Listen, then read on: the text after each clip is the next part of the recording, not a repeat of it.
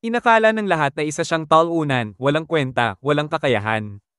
Pero hindi nila alam, makikipagkontrata siya sa pinakamalakas na espiritu sa buong mundo at magiging pinakamakapangyarihang bayani. Si A, isang lalaking ipinanganak na may job class na appraiser na sa mundo nila ay itinuturing na walang silbi. Pero tulad ng karamihan sa mga kabataang may pangarap, gusto pa rin niyang maging isang adventurer para makamit ang mga pangarap niya. Ang kaso, dahil wala siyang kakayahan, halos parang alipin na lang siya ng party na sinalihan niya. Siya ang taga-bitbit ng gamit, taga-kolekta ng loot kapalit ng kaunting bayad.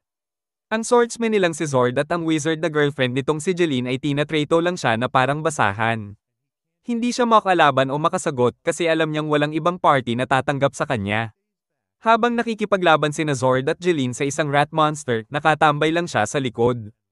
Pagkatapos ng laban, trabaho ni A na i-appraise ang bangkay at kunin ang mga parte nitong may halaga. Pero dahil wala siyang lakas, hirap na hirap siyang bunutin ng ngipin ng halimaw.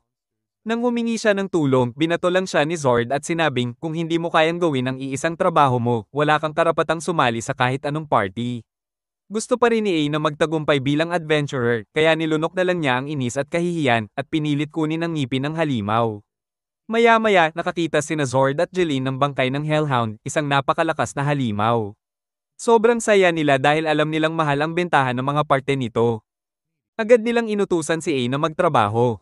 Pero napansin ni A na hindi normal ang sitwasyon kasi wala naman dapat Hellhound sa floor na ito.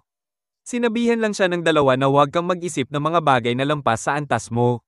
Pinilit pa rin siyang lapitan ng bangkay.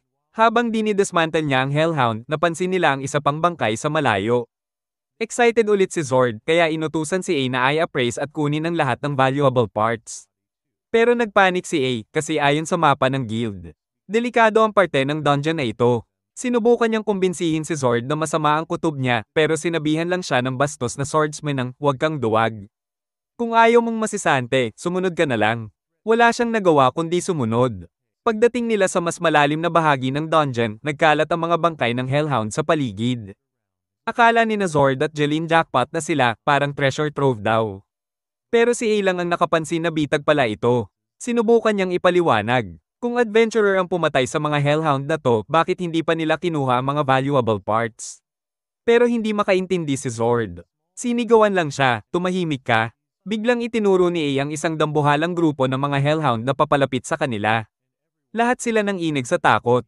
Napansin ni A ang dugong tumutulo sa panga ng mga halimaw at doon niya na-realize ang totoo, ang mga patay na Hellhound ay biktima ng laban ng mga grupo nila mismo. Sina Zord at Jeline ay naparalisa sa takot dahil kahit isang Hellhound lang. Hindi nila kayang talunin